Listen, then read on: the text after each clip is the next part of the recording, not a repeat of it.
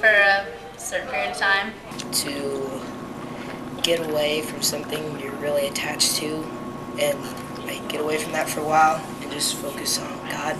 The money being raised is going to World Vision, I believe, and it's going to help children who do not have food readily available so that their food can be provided for them.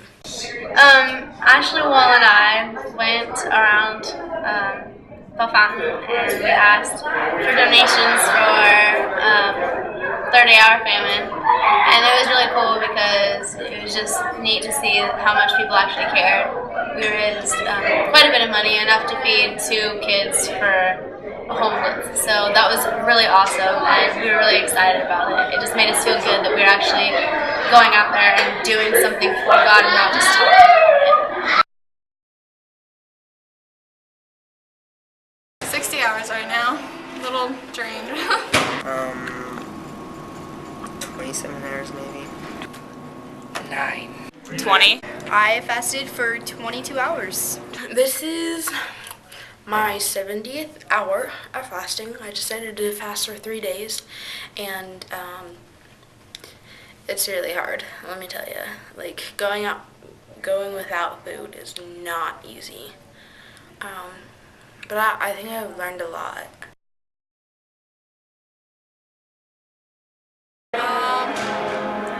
Probably like a 7, but I'm trying not to complain.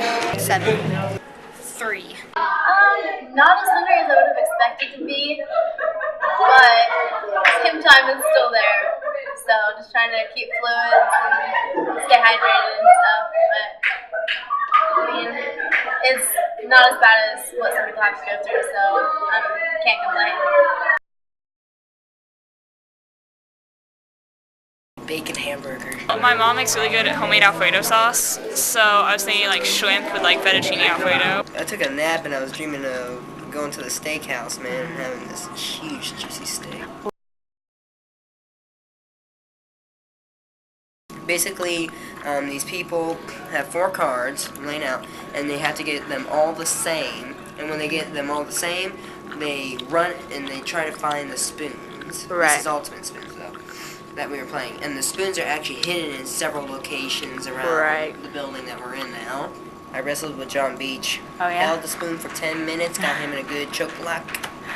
So we get up in the morning. Yes. And the first thing we do is stretch. 1, 2, 3, 4, 5. Woo.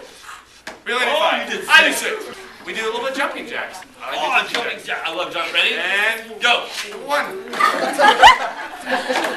On your mark. Get set. Go.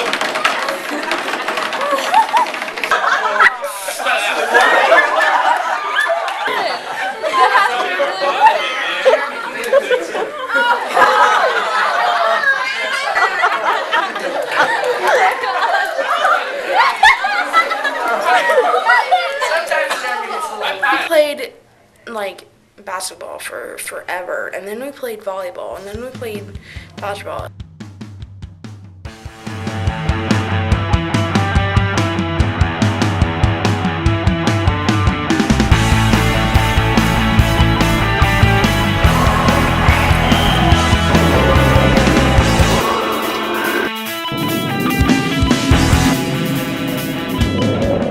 Well, we're preparing for a dodgeball tournament.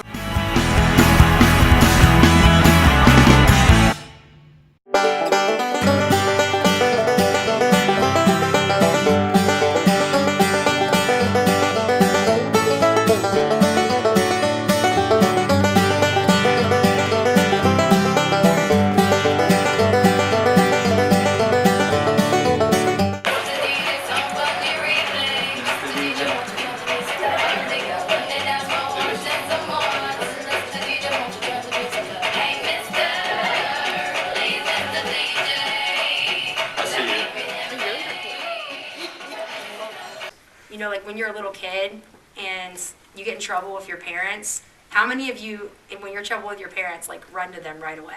Raise your hand, seriously. Anybody? Or how many of you guys like hide out and like you're just like, oh, I'm gonna stay away from them because here comes the boom. Why do you think it was so important for him when Adam and Eve sinned and separated themselves from God? How do you think God felt? Was he like, oh, well, I guess that's screwed up. Not going to do nothing about that. It's not how God felt. He did everything. He did everything he could to get them back. How do you think? He was heartbroken. Completely heartbroken. These people he loved. Completely heartbroken. When Jesus gave his life for us, spilled his blood out for us. I love how my dad said his veins were ripped open for us, and his blood poured out for us. That wasn't the worst thing he endured. The worst thing he endured was being separated from the glory of his Father. That's the worst thing.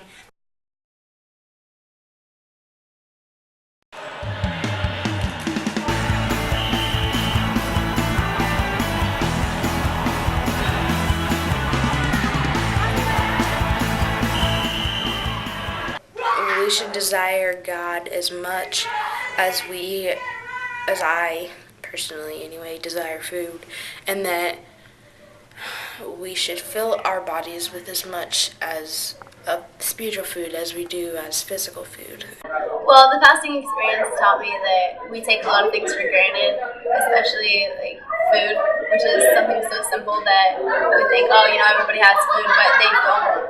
And this morning, it was kind of weird because I wasn't even really that hungry. I was just bored, more or less. And I was like, oh, well, let's just go eat something. And I thought about what I was actually doing, and it just really made me think about how I'm bored and eating, but there are people that are truly hungry and can't eat. So it really put things into perspective and showed me how much we take things for granted. I found in Isaiah 4:21, I think, 4:21, I don't know.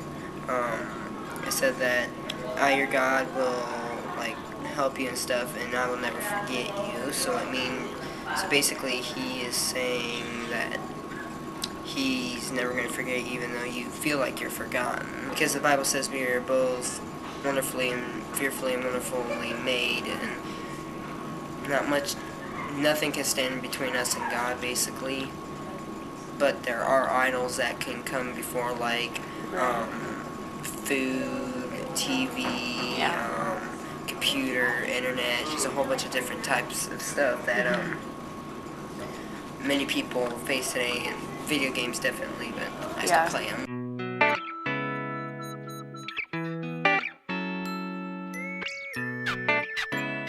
Could you imagine feeling like this every day?